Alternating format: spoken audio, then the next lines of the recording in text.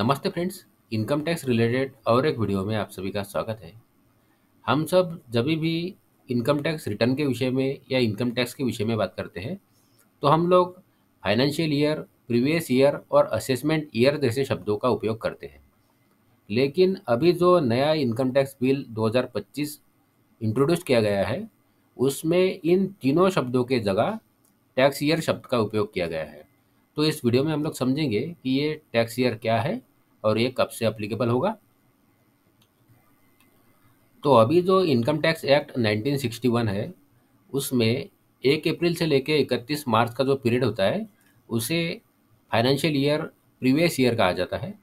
और इसके अगला जो साल होता है उसमें इस फाइनेंशियल ईयर का, इस प्रीवियस ईयर का असेसमेंट होता है, तो इसलिए उसे असेसमेंट ईयर कहा जाता है, जो कि अब इस नए टैक्स बिल में चेंज हो जाएगा। अब यहाँ हमारे सामने एक उदाहरण है, इस उदाहरण के माध्यम से हम लोग समझते हैं।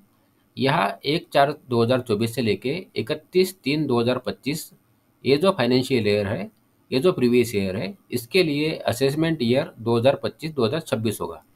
तो यहाँ कई सारे टैक्स पेयर को कन्फ्यूजन होता है क्योंकि उन्हें दो दो ईयर को ध्यान में रखना होता है, जैसे कि असेसमेंट ईयर और फाइनेंशियल ईयर, इसमें टैक्स पेयर को कन्फ्यूजन होता है। तो इस कन्फ्यूजन को इस नए इनकम टैक्स बिल में दूर किया गया है।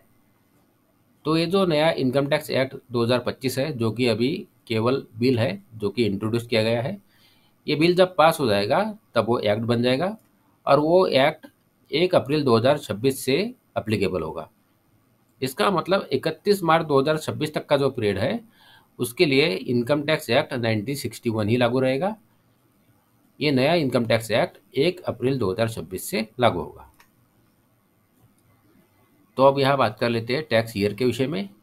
तो अभी जो इनकम टैक्स एक्ट 1961 चल रहा है उसमें फाइनेंशियल ईयर को प्रीवियस ईयर कहा गया है। मतलब जो 12 महीनों का पीरियड होता है उसे प्रीवियस ईयर कहा गया है।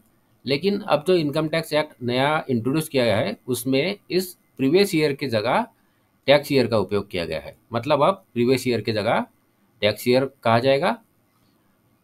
और इसके साथ ही जो अभी जो इनकम टैक्स एक्ट चल रहा है उसमें असेसमेंट ईयर शब्द का उपयोग है, जो कि नए इनकम टैक्स एक्ट में उसे डिसकंटिन्यू कर दिया जाएगा। उसके जगह टैक्स ईयर का ही उपयोग होगा। इसका मतलब असेसमेंट ईयर को भी टैक्स ईयर कहा जाएगा और प्रीवियस ईयर जो कि फाइनेंशियल ईयर है उसे भी टैक्स ईयर ही कहा जाएगा। जैसा कि मैंने पहले बताया है, ये जो नया इनकम टैक्स एक्ट 2025 होगा ये 1 अप्रैल 2026 से लागू होगा। तो जो प्रीवियस ईयर 2025-26 है उसके लिए जो असेसमेंट ईयर होगा वो असेसमेंट ईयर होगा 2026-27।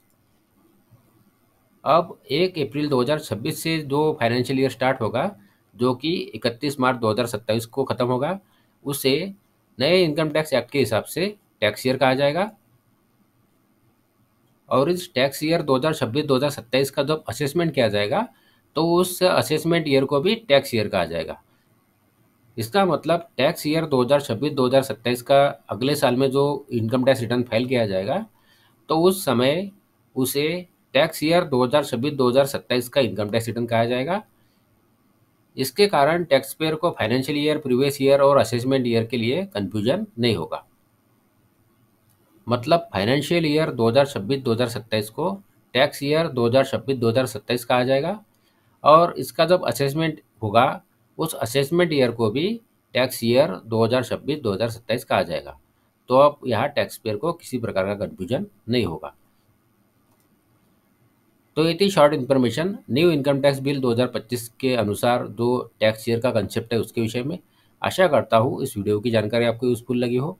यदि इस वीडियो की जानकारी आपको यूज़फुल लगी है तो वीडियो को लाइक करिए, चैनल को सब्सक्राइब करिए। धन्यवाद।